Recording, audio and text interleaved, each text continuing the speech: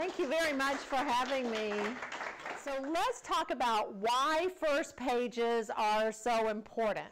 Okay, for one thing, they introduce the story, and obviously that is in fiction, but sometimes it's also in nonfiction as well, especially when you're trying to make a point and you're doing that through story, and I'm going to talk about that a little bit more later. Secondly, they should introduce the protagonist or the main character, and obviously that is in fiction.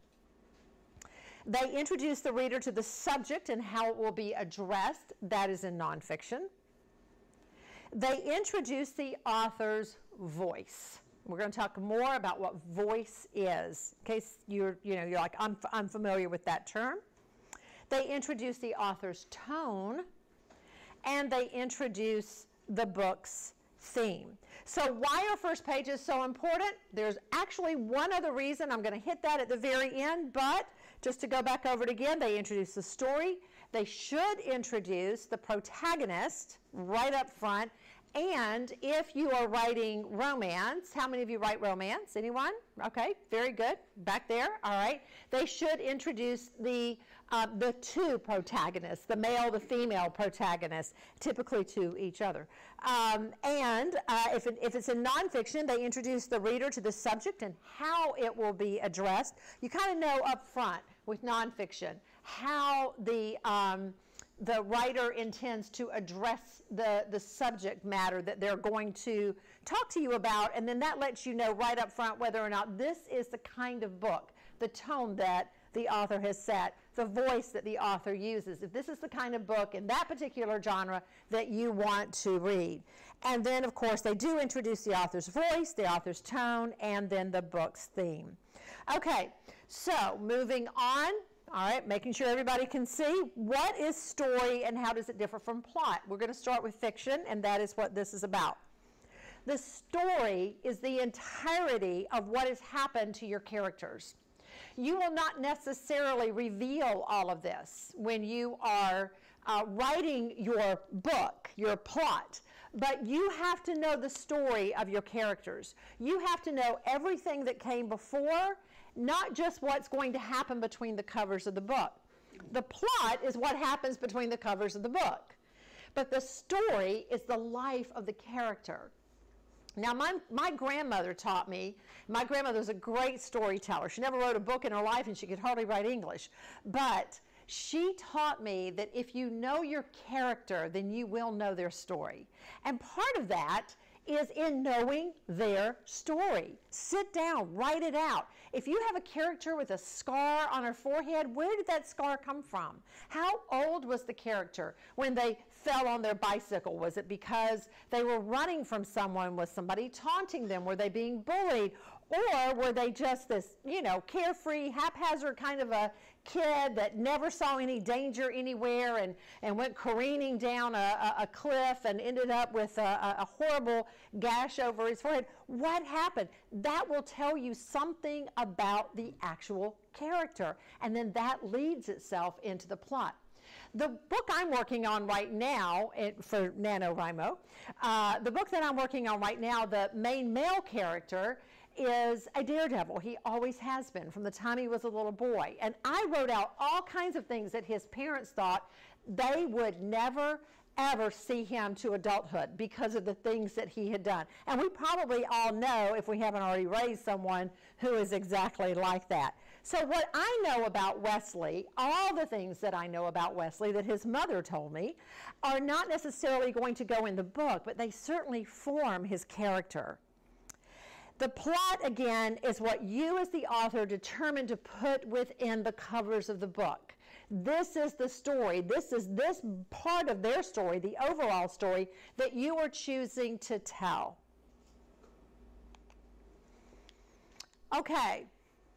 When introducing a subject, and this is in nonfiction to the reader, consider beginning with a story. So I'm going to share a few openings for you that I think are exemplary of what it is that I'm trying to say here. So this is a book called The Final Race. It is written by a pastor named Eric Eichinger, and it is about the story of Eric Liddell. How many of you know who Eric Liddell was? How many of you saw the movie Chariots of Fire? Okay. Eric Liddell was the man who refused to run on Sunday. And Eric Eichinger is an Eric Liddell expert. But he's not a writer. He's a pastor, but not necessarily an accomplished writer. So Tyndale Publishing called me in and asked me if I would work with him on this book. And it was such an honor to do this. But this is nonfiction. This is a bio. So let me tell you how we started it. July 19th, 1924. Journalists crowded London's King's Cross railway station platform like hunters in mid-stalk. They milled around, searching the faces of passengers urgently headed toward their respective train compartments. Their office-issued pads and nubby No. 2 pencils were poised to jot down the perfect quote, which by morning's print and with the right framing would become the next sports page headline. Cameramen, not to be outdone, vied from equal vantage points. They readied their flashbulbs in hope of seizing their unsuspecting victim and, in doing so, capturing their prize, an exclusive photograph of the nation's most recently crowned hero. They had not been so lucky earlier that warm Saturday afternoon at the Stamford Bridge track, where a special relays meet between the British Empire and the United States of America had been held. Eric Liddell, the newly minted 400-meter gold medal champion, was to run in the relay only a week into his Olympic glory. Because his medal still had not arrived by mail, the sheen of his athleticism had yet to hang around his neck. The article. But this book is called All Over But the Shoutin'. And this is his story of growing up dirt poor with an alcoholic father and an abused mother, and then going on to become a Pulitzer Prize-winning author. And this is how he begins this work of nonfiction. I used to stand amazed and watch the redbirds fight. They would flash and flutter like scraps of burning rags through a sky unbelievably blue, swirling, soaring, plummeting.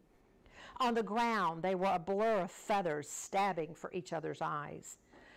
I have seen grown men stop what they were doing, stop pulling corn, or lift their head out from under the hood of a broken-down car to watch it. Once, when I was little, I watched one of the birds attack its own reflection in the side mirror of a truck. It hurled its body again and again against that unyielding image until it pecked a crack in the glass, until the whole mirror was smeared with blood. It was as if the bird hated what it saw there and discovered too late that all it was seeing was itself.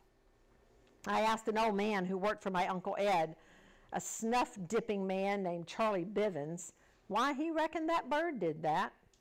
He told me it was just its nature.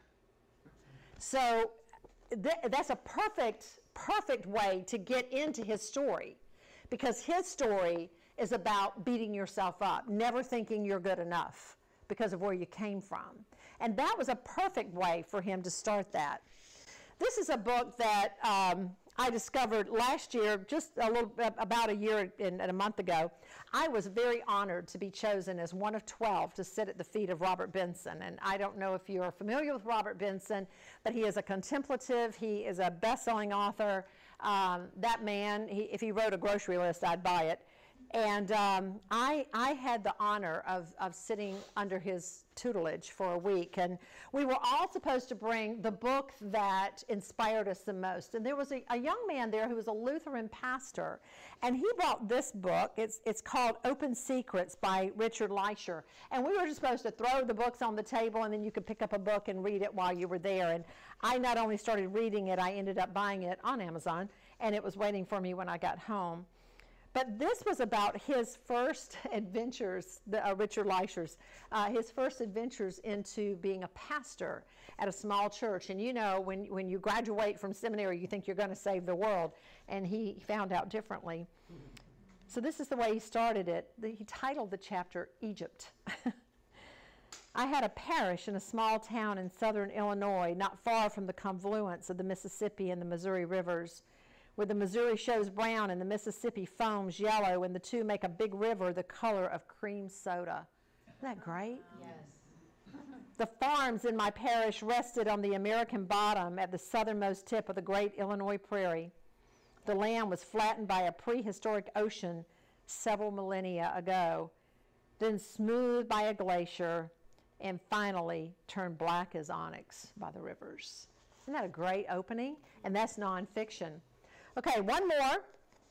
And then the next thing you want to do is you want to study the voices of other writers. You know, read and stop long enough to, you know, and I don't know about you, but it's kind of hard for me. It's got to be a really good book to hook me and keep me hooked now, because I start studying their style. Oh, how did they do that? Oh, what is that voice? Oh, what is that tone? You know, I start looking for those things. But do that, and write it down. What is it about that writer's work that makes you go, yes, that is exactly what I was looking for. That was what I expected out of this writer. So now we're going to talk about tone. What is tone? Tone is the author's attitude or feelings about what they've written. You can tell whether or not an author, make sure I don't leave this, I might have said something. You can tell how the author feels about a subject. Now, I want to tell you why I chose this book cover here. I actually edited this book, and it just came out 2 days ago. This is a story that is about a child psychologist who works primarily with sexually abused children and just familially abused children. And it's largely based on her work as a child psychologist. She's retired now. She took a lot of her cases. She made them convoluted so nobody could come back and sue her later. And she's telling some amazing stories here. But when she first started the book, and I first got the book, and I knew I wanted it, but when I first got it, one of the things that concerned me was it starts off with the main character driving to work in her BMW. The top is down, the wind is blowing her hair. She stops in her in the parking lot. She checks her lipstick and her eye makeup, and she's like all upset about the fact that she's got a couple of crow's feet and that kind of thing. And then she bebops into her office, and I said, "Is this supposed to be funny? Is this book supposed?" I thought this book was serious. And she said, "No, it's very serious about child abuse." I said, "Really?" Because I thought it was funny. I mean, it was like chick lit. So what we did was we went and pulled a bunch of titles at Amazon that were much like this tone that she was looking for. And you know how you can look inside? We read the first pages. And then I pulled her into things like chick lit and things like romance and other genres so she could see how the tone was different. So I said to her, "Marilyn, how do you feel about children who are sexually abused?" She said, "It sickens me." Of course it sickens me. I said, "Then this tone needs to be serious from the word go." And so she rewrote it to this. On the day Jillian Reynolds came to her first visit at the mental health clinic I owned along Port Arthur's Main Street, I had arrived only minutes earlier. I'd parked my car, rushed through the back door, and travel mug of hot tea from home clutched securely in one hand, stood in my treatment room and looked around, making sure everything was in order for the day. What a difference it was. She immediately got to the crux of the issue. We're about to meet someone whose children are abused. And it was gripping. And it's gripping all the way through. But the frou-frou stuff just didn't fit. What is your tone? It is your attitude or your feelings about the subject you are writing about. If you're flippant about it, then your reader's going to think you're flippant about it because that's what they're going to read. But if you're serious about it, then they'll understand that as well. An author's tone can be anything. It can be formal, it can be informal, it can be happy, it can be sad, it can be morose, it can be jovial, it can be angry, it can be pensive. I mean, any emotion that you have, that's what your tone can be. All right, so what is theme versus subject?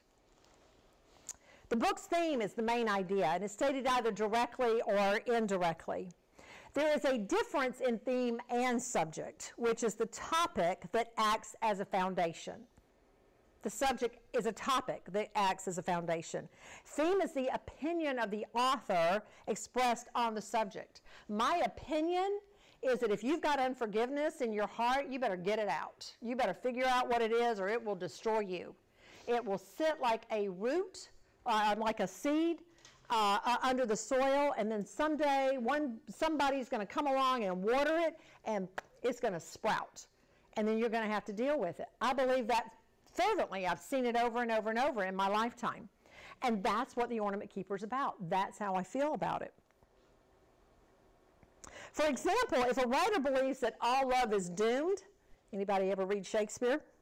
That may be exactly what you find in each of his or her writings. Another example is Nicholas Sparks. Nicholas Sparks, it seems, always writes about the tenderness of love and then letting it go. Interesting, he got a divorce after several books came out. So, going back to this, how is theme expressed? It's expressed through the actions and attitudes of the characters, through the thoughts of the characters. Now, let me ask you this. How many of you are familiar with the term deep POV? Good. Because one of the things that we're finding in publishing, and I've kind of graduated, I still write, but I'm also within the publishing world now. One of the things that we are finding is we want less and less of that internal thought. We want it to be deep third-person thought. We don't want that first-person italicized thought anymore. We want you to get into character and stay in character. We want you to slip into that character's skin and let us know what that character is seeing and smelling and hearing and touching and feeling and here.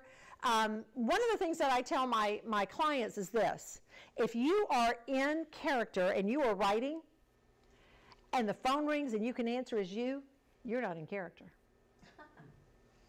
You should not be able to answer the phone as you if you're in character. I put my phone on silent and actually on Do Not Disturb, and only my children or my husband can get through. It's got that special little feature. Because if they call, I will definitely answer it. But nobody else better bother me because I'm not me right now. I'm somebody else. The third way is through the conversations between the characters, through the experiences of the characters, and then through the narrative. And that's what's happening in between your plot points. That's your narrative. Finally, first pages are important because they introduce the book to a prospective agent or editor. Now I want to tell you a story, I'm going to end with this, about this book. It's by Claire Fullerton. It's called Morning Dove. As I said, I'm on the publishing side of things now, as well as being on the writing side, but I'm on the publishing side. I only publish Southern fiction, by the way. So if you've got a book about something that happened in Washington State, I can't help you. But I received an email from Claire Fullerton, and it said, so-and-so told me that I should contact you about my book, Morning Dove, my manuscript. And she went on to tell me a little bit about it, and then she had the entire first chapter in the email. Well, I knew immediately she did not have an agent, and I only work with agented authors. And so I very kindly sent an email back and said, do you have an agent? Knowing the answer was going to be no, but just wanting to be kind. And sure enough, within about 2 minutes, she emailed me back and she said no, that she did not have an agent. Do I need one? She said. Well, I emailed her back and I talked to her about, and this is for the gentleman who's a visitor here. There you are. And I talked to her about going to writers' conferences and meeting with agents. That's how you get an agent today. And I was just going to, say to her, when you find an agent, contact me again. I'm sure it's a lovely book. But something tickled me and said, you're the president of Word Weavers International. You work with new writers all the time. Show some grace, girl. Show some grace. Read a chapter. Read a page of a chapter. Give her something. Say to her, I like your first line. And your margins look good. So I started reading. And this is the way it begins. These are first pages. I used to go home every Christmas to the house I grew up in, and Finley would be there, eventually anyway. He'd come swaggering in, all blue-eyed, gray, three-quarter coat swinging, in from Virginia, the educated man, all beaming, charismatic, 6'2" of him, setting the stage in that rambling southern house simply by virtue of his presence. It was that way every year because Finley was the kind of guy who could enter a room and take over completely. My brother was that magnetic. Finley was born 18 months ahead of me, so I came into the world following his lead. Mom told me in one of her rare confessional moments that Finley was an accidental pregnancy, but that I had been planned. I remember furrowing my brow and thinking it odd. If anybody had a God-given significant purpose for being on earth, it's Finley. Compared to him, everyone else is a random afterthought, including me. Finley fascinated me. I used to study him, the way he walked, the way he talked, the way the air changed around him. He was absolutely something. But here's what bothers me. Finley's in heaven, and I don't know why. Delete, delete, delete, delete, delete. You don't have an agent? No. Are you home right now? Yes. Are you going to be home the rest of the day? Yes. Stay put. Picked up the phone, called an agent friend of mine from Tennessee, because this was Memphis. And by that afternoon, Claire Fullerton had an agent, and within a week, I had a signed contract. And we published Morning Dove. That's how important. That's how important first pages are. Is the rest of the book that good? Oh, honey, please. She has won. It came out in, I think, April or May. She's won so many awards. It's just stunning. Wow. I mean, she's just, in fact, the publisher said, she just won another one this week, and the publisher said, I need a list. We can't keep up with it anymore. It is absolutely fabulous. It is fabulous. But if that first page had not been that good, I would have just said, if you ever get an agent, contact me. So that's why they're so important. They grab publishers, they grab editors, they grab agents, and in the end they grab readers. Because if you can't get them past this, those first few pages, you can't get them to the rest of the book. And then it doesn't matter what your theme is, it doesn't matter what your tone is, it doesn't matter what your message is, they never got it. Now, on that note, and as I conclude, that does not mean that your first pages, or even your first chapters, and this is what we find very often, the first 3 chapters are fabulous, and after that it just nosedives. Because you've worked on those first 3 chapters, and you've worked on them, and you've worked on them, and then you just, said, okay, I'm just going to let the rest go. Don't do that. The rest of the book has to be as good as the first part of the book, just like you said. Is the rest of it that good? Yes, it is.